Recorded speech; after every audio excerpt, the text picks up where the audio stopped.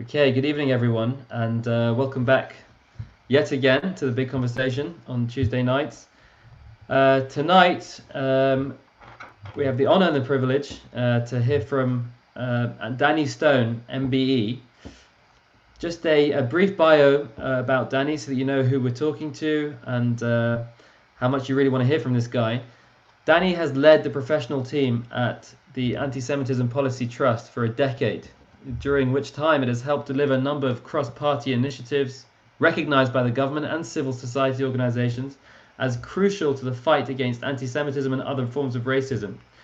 Before taking up his role, Danny was a senior lobbyist for the Royal Society for the Protection of Birds, an advisor to a member of British Parliament, and a student union campaigns organizer. Danny has an undergraduate degree from the University of Nottingham, a master's degree in government politics and public policy from Birkbeck, University of London, and is a member of the Chartered Institute of Public Relations with a diploma in public relations. Danny has an extensive youth leadership experience and is a trustee of the Holocaust Memorial Day Trust. He was awarded an MBE in the 2017 New Year's Honours List for services to combating hate crime, and recently placed third in the Jewish News Top 40 Under 40. Last but not least, Danny is also a proud member of ours at Woodside Park Synagogue.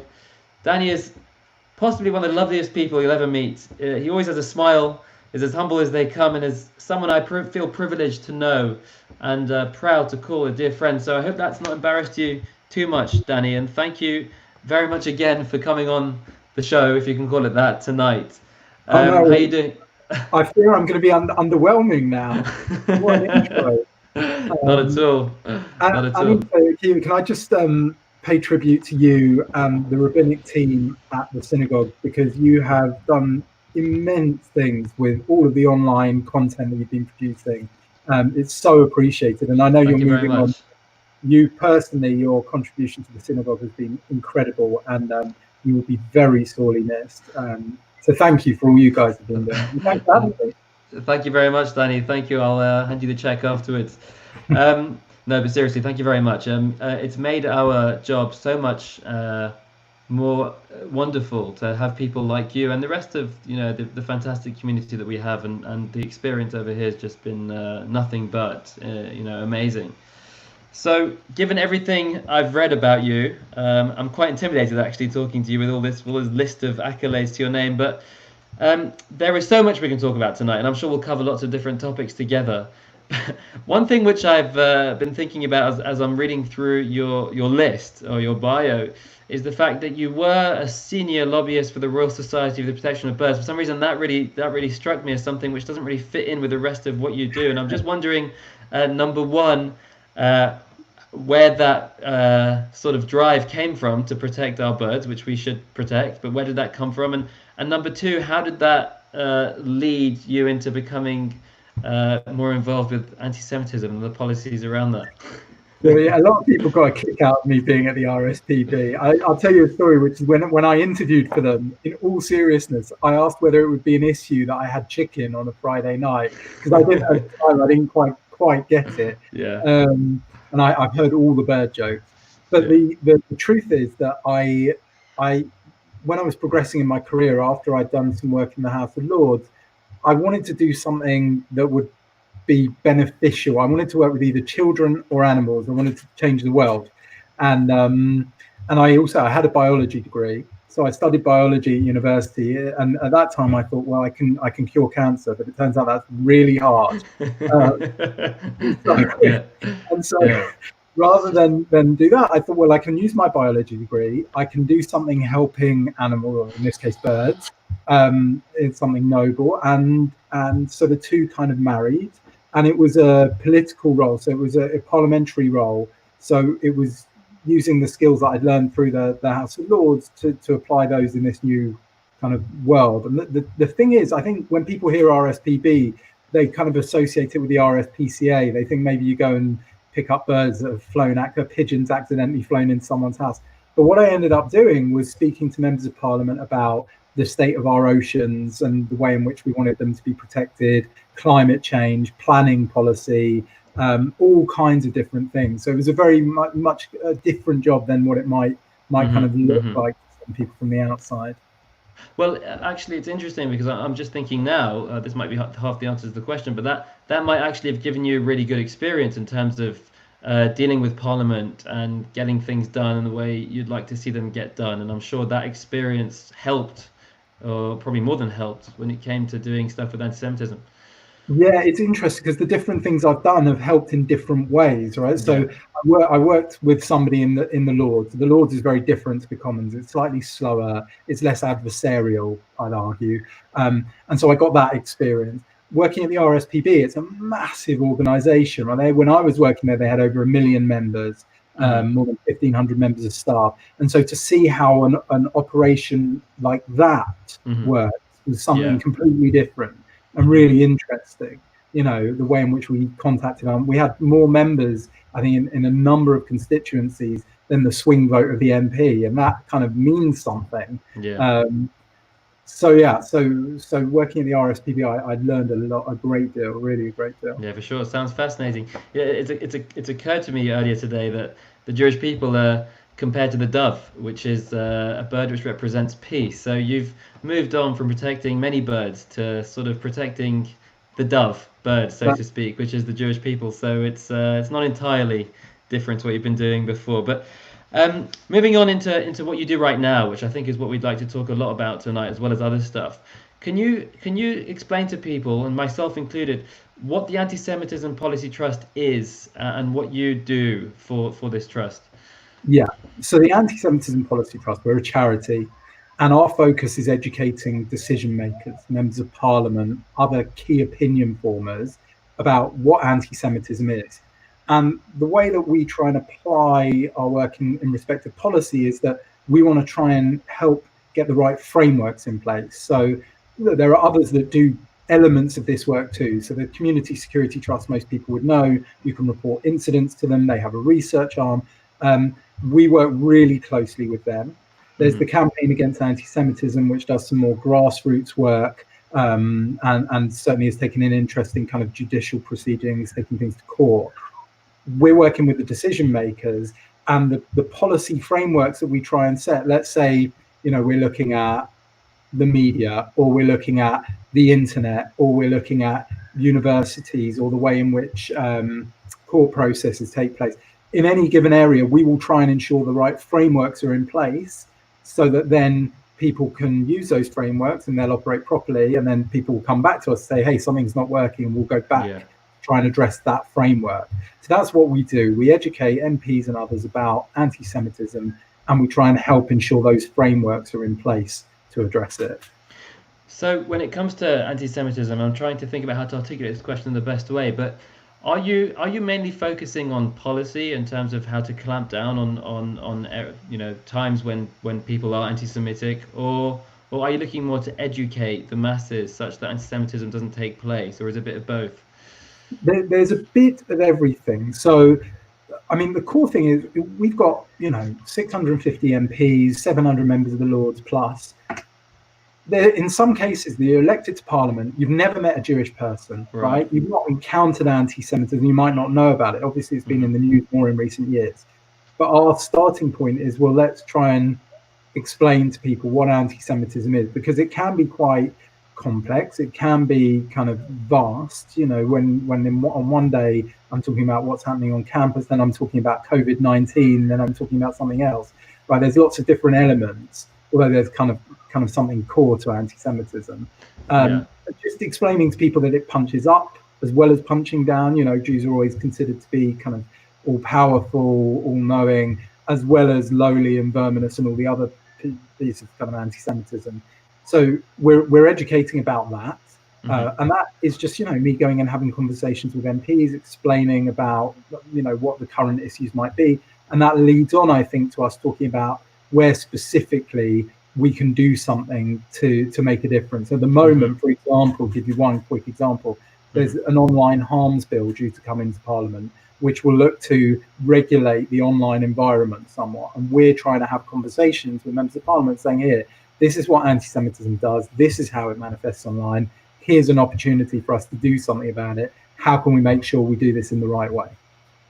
Okay, that's very helpful actually, because Didn't really understand that's exactly what the trust does, but that's really helpful. And that's really important, actually, because it never occurred to me that people don't know what anti-Semitism is. For me, Yeah. growing up Jewish, it's just something which is in our blood, unfortunately. But it's hard to imagine that people don't know what it is and what it looks like. So that's really Well, impressive I stuff that you're always think, doing. like when I was at university, right, and I hadn't really had any Sikh friends, for example, right. I started to learn about Sikh culture, Sikh Hmm. religion, and to me that was really eye-opening, right. I ended up getting invited to a Sikh school, and I learned about a whole vast array of things. And I think to myself, well, for some people, Jews are like what the Sikh religion was to me. I knew it was there, but I didn't know much about it, and I learned and I got educated. So I want to try and reach out in the same way. Okay, cool, interesting.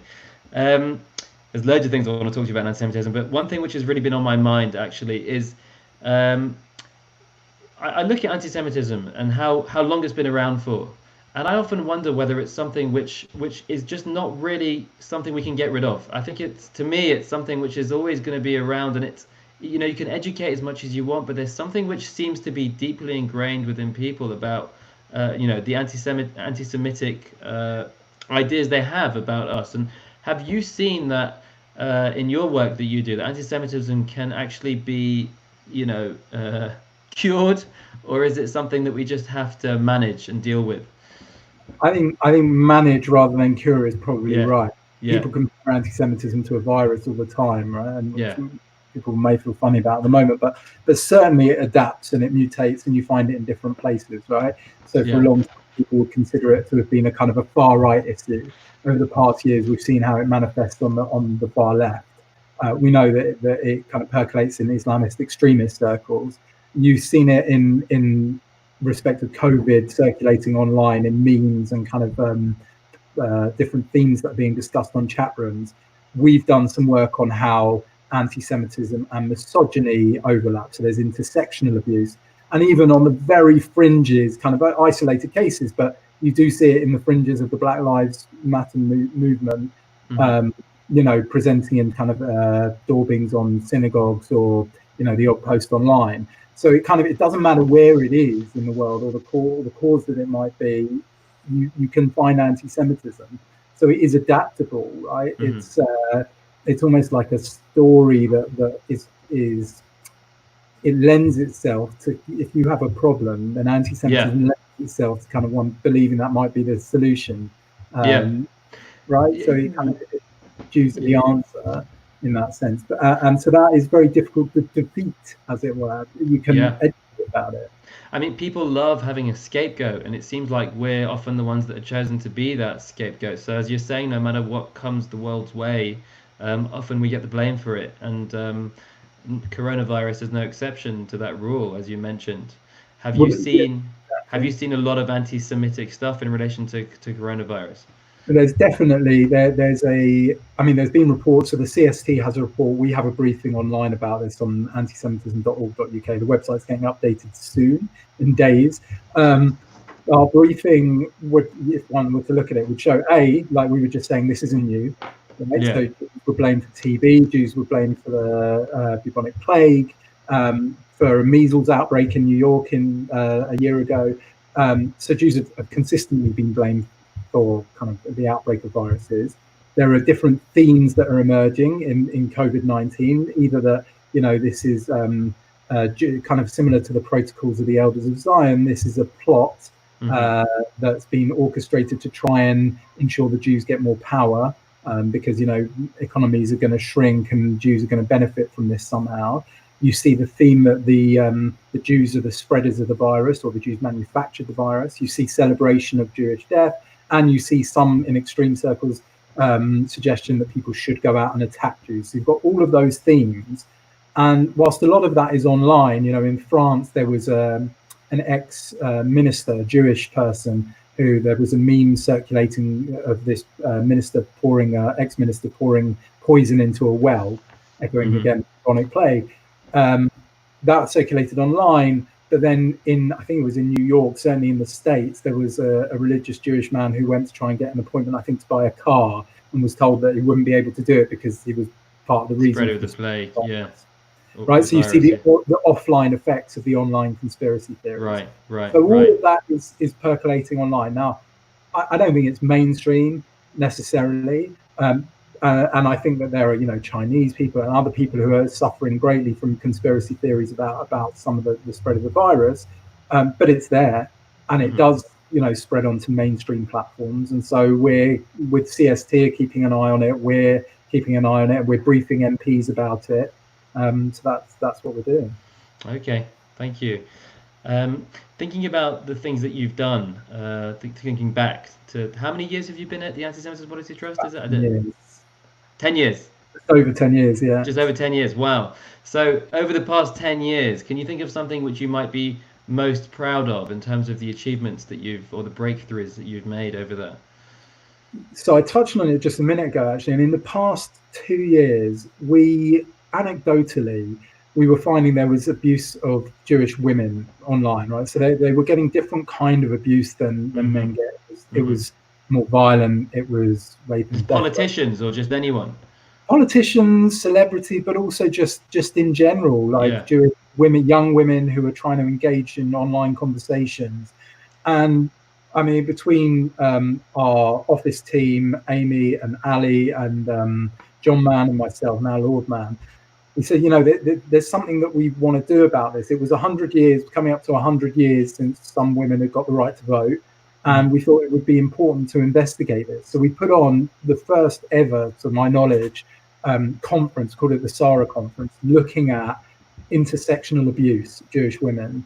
We had, an event at Speaker's House. We had an event at Downing Street. It was really high profile. And we had some really interesting research that we commissioned for the event, which for the first time kind of proved that Jewish women were getting abused in a different way. And to do something that floats an issue up, gets mainstream kind of interest, and then to be able to do something with that. So subsequently, I've been working with the Organization for Security and Cooperation in Europe to get training of police so that they better understand what's been happening in terms of intersectional abuse. And we're going to be submitting to the Law Commission about the way in which there should be an uplift in sentencing for those that are kind of intersectional in the way they abuse people. That's like amazing to me. That's amazing, and it was really inspiring to be able to do something like that with all my kind of female colleagues and co-workers and what have you.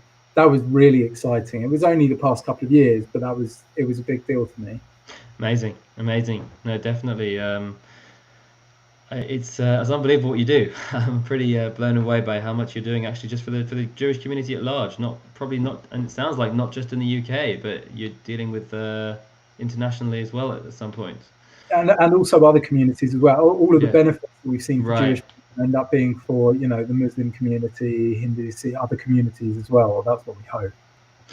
Okay, we're going to talk about some other stuff soon, but the last question I wanted to ask you about the Anti-Semitism Policy Trust is, what are the biggest changes that you'd like to see right now? If there was something you could just flick your finger and have change in this country regarding anti-Semitism, what would it be, and what is it that you're currently lobbying for, I guess, because those two are very, very closely linked? I mean, less of it would be good. Yeah.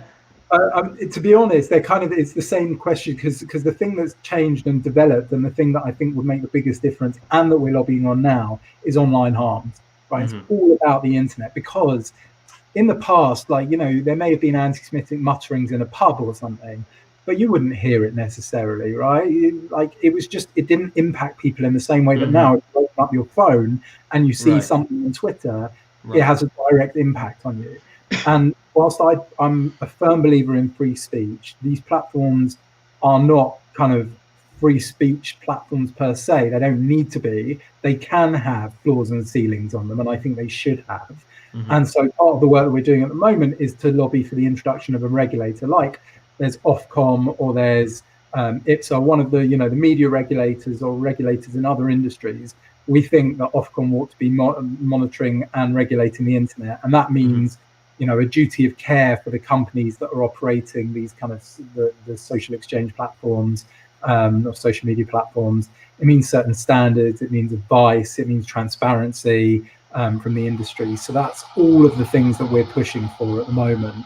And in the end, hopefully, and you already start to see some of that. And just one final thing is to give you an example of this. Two quick examples. One is when I searched for Jew on a GIF on Twitter, like a moving image, I found all kinds of anti-Semitic things. And Twitter contracts out that service to another company, and the company weren't adhering to the same standards that Twitter says that it has for its site.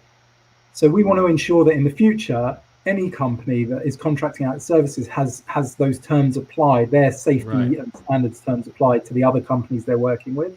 And also, this is slightly different, but when Google you used to type in "are Jews ...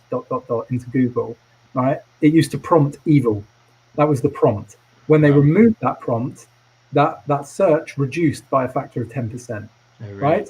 So they were directing people by 10% more to search that. So again, on social media platforms and other places where they have algorithms in place, can we make sure that doesn't happen in the future? I think we can, and that's why we're lobbying on that at the moment. Well, amazing. So moving on from anti-Semitism politics, we could talk about that all night, but there's so much more I want to talk about with regards to yourself. I want to talk to you a bit about your MBE, which you got in, was it 2017? Yeah. And I'd like to know what you got the MBE for. It sounds like there's no surprise that you got that MBE given what you've been talking about. And number two, how that makes you feel and whether there's a sense of responsibility you feel as a result of that. Interesting. That is interesting. Well, the first thing, we got the letter in the post. Yeah. That, my wife she thought it was like a tax bill or something. Looking scary document. It was a lovely thing. You get nominated for it, and then you go through this process. You have to accept it, and then you go through this amazing kind of prize day. Is the best way I can explain it. They got a quick conversation, and I don't think one's supposed to repeat the conversations one has with the royal family. But in this way, I'll give you the insight, which is that I had loads of things in my head that I wanted to say, and Princess Anne, who said to me, "Have you come far today?" And I was completely thrown. Forgot all your notes. It was all good. It came back, thankfully. We had a very nice chat. She was brilliant, really interesting. But so it was a great thing. I got it for combating hate crime. Specifically, we provide the secretariat to the all-party parliamentary group against anti-Semitism.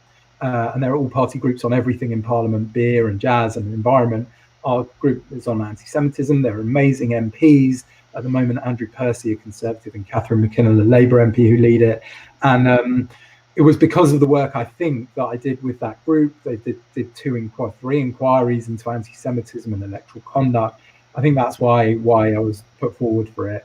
And in terms of responsibility, I guess so. I guess, like, I don't see myself as different or better than anyone at all. I feel very down to earth, right? But I suppose sometimes when I see myself out there and the letters are on there, then maybe, somebody thinks that this something I'm saying is important. So it's important that I always talk, with knowledge, with authority, with kind of being respectful and what have you. It's just about, I want if somebody does think it's important, then I want to reflect the kind of the values that I have through my name. Mm-hmm. And I guess in a similar way, you just came third in the Jewish News top 40 under 40 list, and I'm wondering how you feel about not being number one.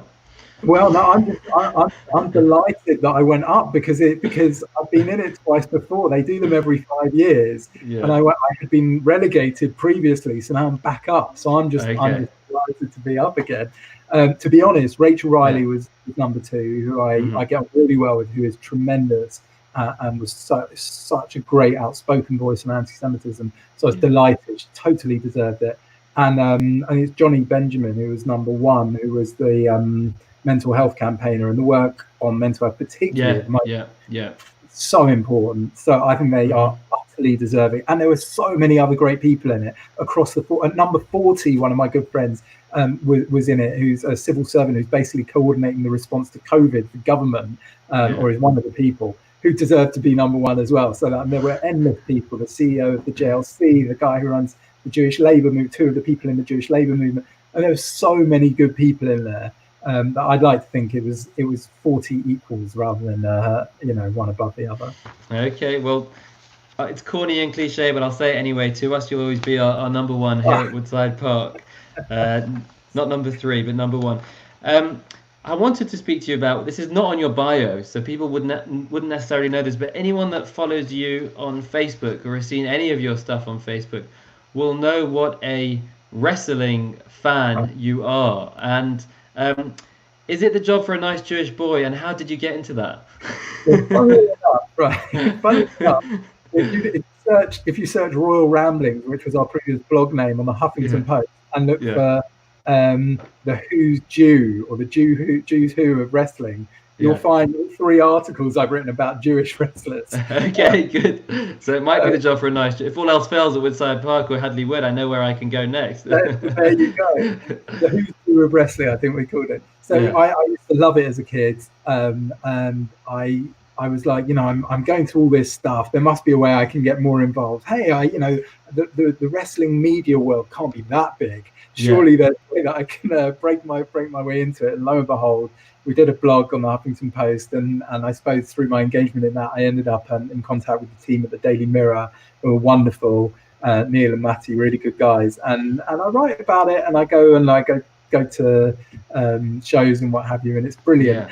Actually, there is some translation at the moment. The wrestling world's going through a real revolution. There's a speaking out hashtag on social media because there's been a lot of allegations about sexual misconduct, sexual predation, and what have you.